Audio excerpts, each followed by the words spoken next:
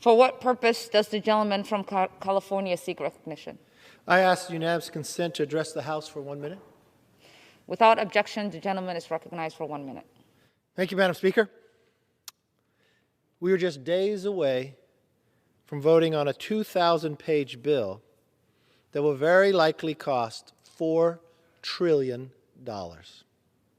A bill that the White House Chief of Staff recently bragged, and let me quote, twice as big in real dollars as the New Deal was. Can you imagine that? Let that sink in. 2,000 pages, $4 trillion, twice as big in real dollars as the New Deal was.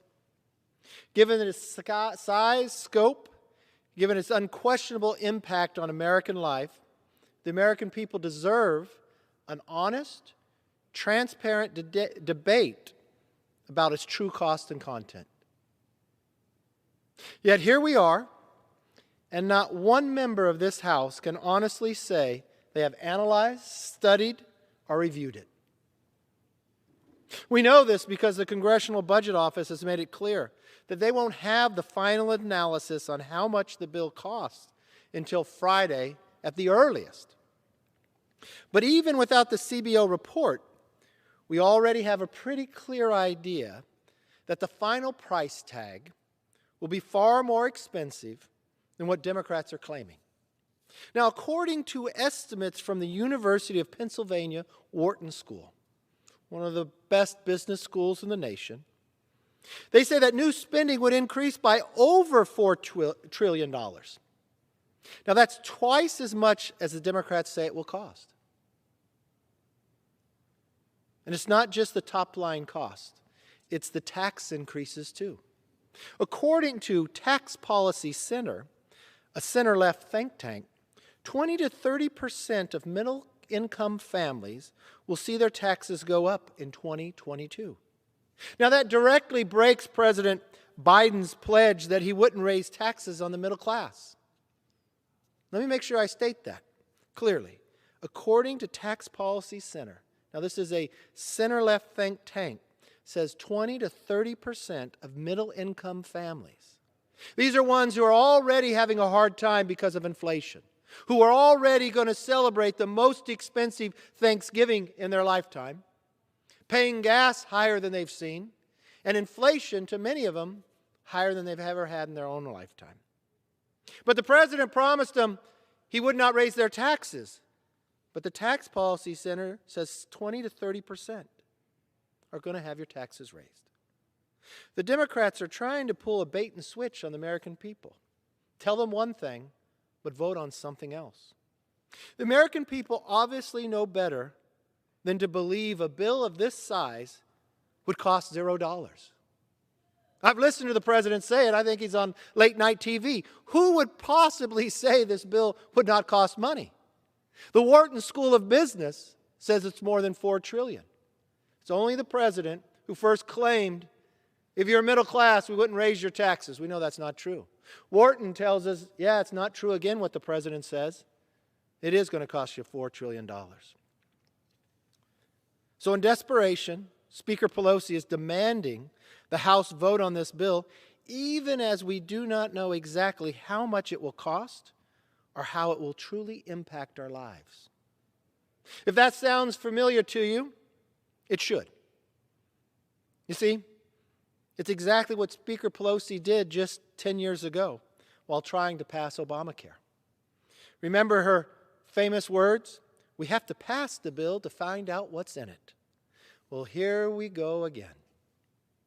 So what's the rush? After all, several of my colleagues on the other side of the aisle have been very clear. They want to make sure that this bill actually matches up with what the White House says it will. I just watched before we depart, they wanted these same members to pledge and sign a letter that they would vote for whatever this bill said if the others would vote for the infrastructure bill. Could you imagine your constituents looking at you? Not even asking if you read what was in the bill because you pledged to vote for it before you could even read it. Speaker Pelosi is rushing this bill to the floor because once they find out that Build Back Better does nothing to lower gasoline prices, or reduce food prices, or fix our broken supply chain, or stop illegal immigration at the border. Doesn't make our streets any safer or our schools better for the children. Once they find all that out, they will reject it overwhelmingly. Madam Speaker, I know that many of my colleagues on the other side of the aisle understand this. That they truly do not want to vote on this bill because they know it can't be justified. I know, Madam Speaker, that they know it can't be justified to spend trillions of dollars when inflation just hit a 30-year high, Madam Speaker. They know it just can't be justified to spend trillions of dollars on programs that benefit them politically while hiking taxes on the middle class. They can't, Madam Speaker. They know it can't be justified to spend trillions of dollars for mass amnesty during the worst border crisis in history. They know it can't be justified to spend trillions of dollars that will make gasoline even more expensive than it currently is on a 7-year high. Madam Speaker, they know it can't be justified to spend trillions of dollars to hire 87,000 new IRS agents to spy on any American who spends as little as $28 a day. They know it can't be justified to spend trillions of dollars to make the labor crisis worse by turning the child tax credit into a welfare without any work requirement. They know it can't be justified to spend trillions of dollars to abandon the Hyde Amendment, allowing for taxpayer-funded abortion on demand. And they know it cannot be justified to spend trillions of dollars to dictate our children's education standards so that Washington has the final say in what our children learn. On the merits, this bill deserves to be defeated. Fundamentally, it is anti-worker, anti-family, anti-jobs, anti-energy, and anti-American. From bank surveillance to bailouts, it takes the problems President Biden and Washington Democrats have created over the past 9 months and makes them much, much worse, Madam Speaker. Its destructive policies should alarm every American. Madam Speaker, Democrats aren't just ignoring what's going on throughout the country. It's worse. They aren't even pretending to listen. And that is the fundamental difference between Democrats and Republicans. Madam Speaker, the Democrats are focused on securing the Speaker's legacy. House Republicans are focused on solving the labor crisis. Democrats are focused on so-called equality. We are focused on quality education. Democrats are focused on payoffs for illegal immigrants. We're focused on protecting the border. Democrats are focused on the Green New Deal. We're focused on lowering the gas prices. Democrats are focused on mandates. Republicans are focused on more freedom. When you look at those differences, it's no wonder that the American people want a change in leadership. You know, Madam Speaker, just this morning, a Democrat in the Texas House of Representatives changed parties. This comes just 2 weeks after voters from Virginia to Seattle rejected the radical Democrats and voted to return to common sense. Madam Speaker, just last Tuesday, it wasn't just Virginia. Madam Speaker, you understand this very well, I know, that Joe Biden won Virginia by 10 points. He won New Jersey by 16. But Madam Speaker, on that night, it wasn't just Virginia that flipped. The races in New York, the races, Madam Speaker, in your own state, in Minneapolis, in Seattle, for the city attorney. And Madam Speaker, there were good news and bad news that night. In New Jersey, the good news for many people across this country was a Republican truck driver with less than $200 defeated the second most powerful elected position in New Jersey, the Democrat Senate president. That was the good news. The bad news, Madam Speaker, in this new Biden America, we just lost another truck driver when we need so much more help. It's not just a message, it's a mandate. Not for left versus right, but for right versus wrong. My question is, will Washington Democrats listen? So far, Madam Speaker, that answer is no. They're focusing on themselves and on the demands of Speaker Pelosi. Madam Speaker, I know today the longest-serving Democrat in the Senate announced retirement. I don't know what plans Speaker Pelosi has. I know she's been to Europe 3 times in the last 3 months. I don't know if she plans on staying longer. I know in her press conference that she said this will be the culmination of her career.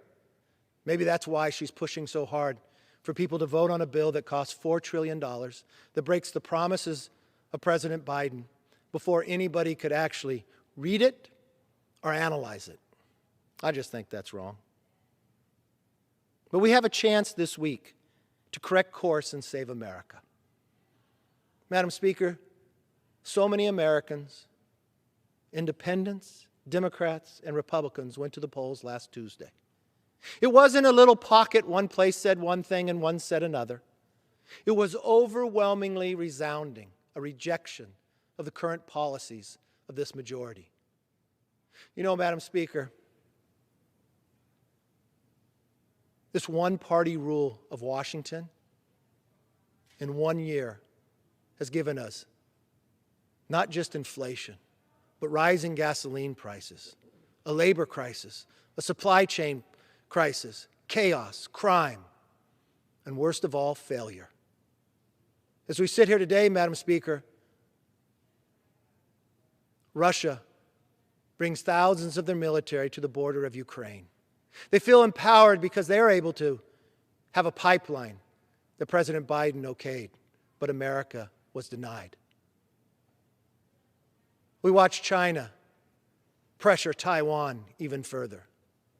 Madam Speaker, we still have Americans stuck in Afghanistan. Madam Speaker, it's just a little week away from Thanksgiving, when thousands of millions of Americans will gather together. But those events may be smaller because they may not afford the gas to drive to see their family. They might not be able to afford the most expensive Thanksgiving dinner they've ever had. They're looking to Washington to do better. Madam Speaker, the worst thing possibly could do is not to listen to them. They have spoke loud, they have spoke clearly, that the path that we're on is wrong. They cannot afford it, they cannot accept it, and they expect us to do better. But an idea to rush a bill this large and not have any analysis, to think the American people won't understand it. They've watched what's happened this year under one-party rule. And on Tuesday, they said that will change. I just hope, Madam Speaker, that this body listens, waits for the report, because they will not be able to justify a yes vote for it. America cannot afford it. For the good of the country, let's take a hold of it. Let's defeat this bill. With that, Madam Speaker, I'll yield back.